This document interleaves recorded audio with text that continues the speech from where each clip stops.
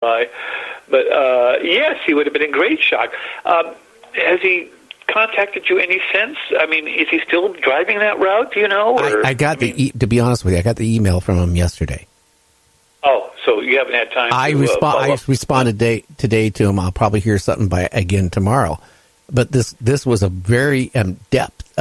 He told me that the trucking company he works with, how long he's been working there, and his military career and all this stuff. And the guy seems very credible. If not, he's really good at telling a story. But again, I could see the stress in the email. That was what he was saying. And he was, I asked him, he did respond to that. I said, "Would you want to come on the show?" And he goes, "I don't want to lose my job."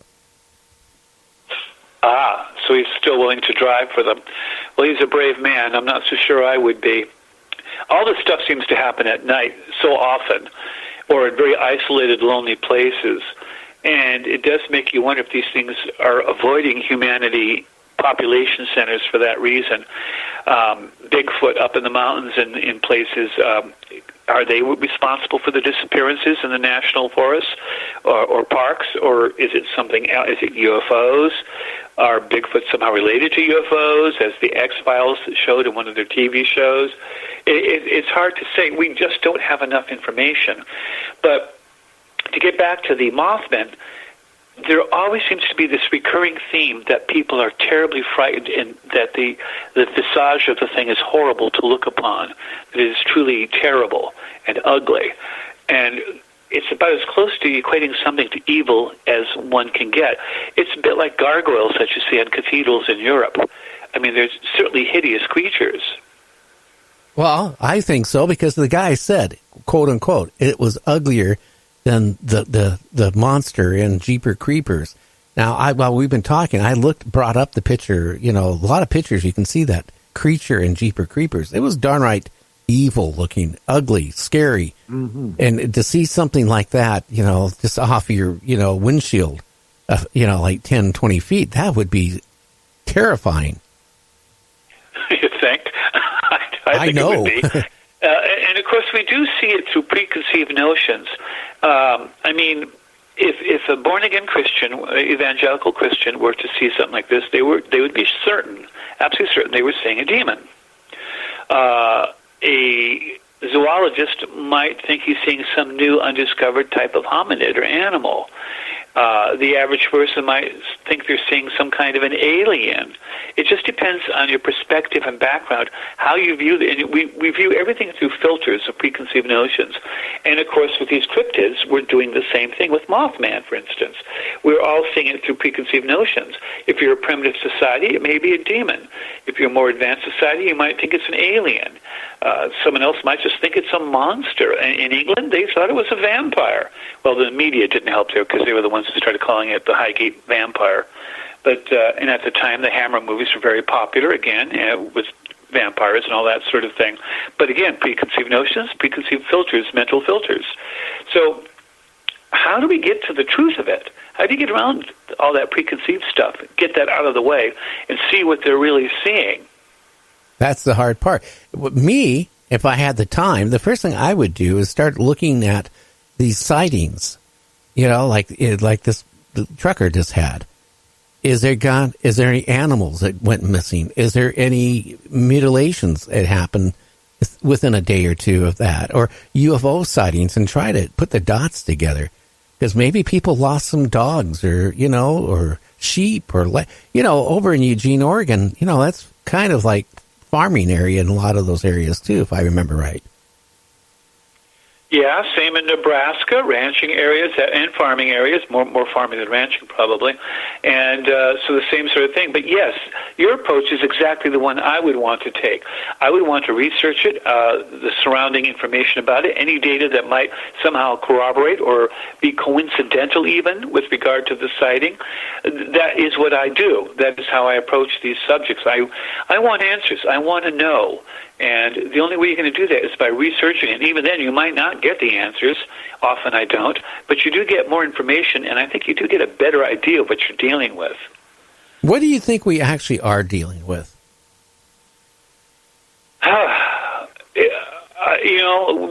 With the Mothman, It's a real conundrum. I think it must. By the way, have you ever noticed that we never see more than one at a time? Yeah, I've always kind of thought that strange. Why isn't there a mate with it, or a group of them? Yeah, I guess they come in flocks. Maybe they come in and murder like crows do. But yeah, maybe we need to kill one. The one at a time. Maybe I'm wondering if it's the same one. Maybe we need to kill one and see what happens, because it could be like the crow situation, only worse. Maybe they're interdimensional. Maybe it's only the one.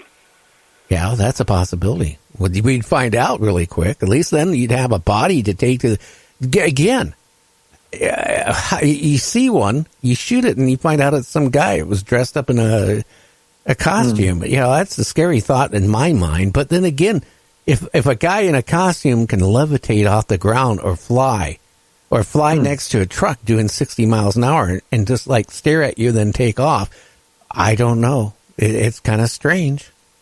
I'm thinking shoot first and ask questions later. I mean, I'm kind of serious about that.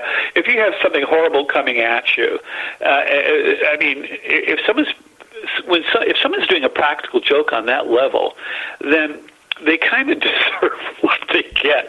I mean, maybe not really, but if they're capable of levitating and doing all this, and they're doing it to terrify and harass people, but I don't think that's likely in this case because, I mean, people have, like you said, run into them with their car. In the Mothman prophecies, they did, and the woman that you're talking about in Texas did. Yeah. I don't think that a human being would risk a practical joke to that degree where they'd be hit by a car and also not be fazed by it, not hurt by it. So whatever this thing is, it is beyond our ken.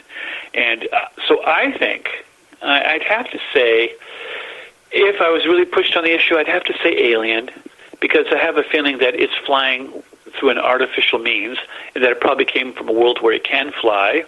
And so when it comes here, it's devised some means where it can do it artificially to levitate itself and fly in our environment, just as we would on a very heavy planet have an exoskeleton that we're developing even now for soldiers to be able to do just the same sort of thing, give us extra strength on the battlefield, but it would work well on another planet. So that's what I think what we're seeing. And I don't know why we're only seeing one at a time, why we're not seeing more than one, because with UFOs you often see groups of them. But in this case, it's hard to define why it's only the one. Yeah, that's the interesting part. And again, it has to be something that we just can't comprehend because, again, like this one trucker, back, a year or two ago said, he saw this, Mothman or whatever it was outside his cab window, and he's doing, around 60 miles an hour on the road stretch. And the thing is just looking at him and flies off, but it's not really flapping its wings much. I don't know many birds that can just accelerate without, flapping their wings really hard to get going. I mean, they can get into, a airlift and stuff like this, but to be following a truck like that and just go faster than the truck and take off and disappear, it just tells me that the wings are not really doing much of anything.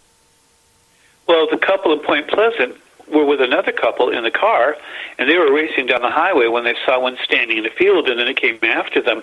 And they said they reached approximately 100 miles an hour, and it was flying along with them at ease. It didn't appear to be flapping its wings particularly much. So that sounds to me like an artificial means of traveling. I mean, you've got wings, so you need them to fly, but you're not using them. So what are you using? Maybe to balance. I don't know. Hey, our time is up, Rob. Where can they find your books? And do you have a website? Anything you can give out for people can find you? Sure. My website that I use is robshelsky.blogspot.com. And you can find my books on Amazon. Just type in the name Shelsky, or just Google Rob Shelsky, and it'll all come up. Or go to Permuted Press. I have a number of books there, and also with Simon & Schuster.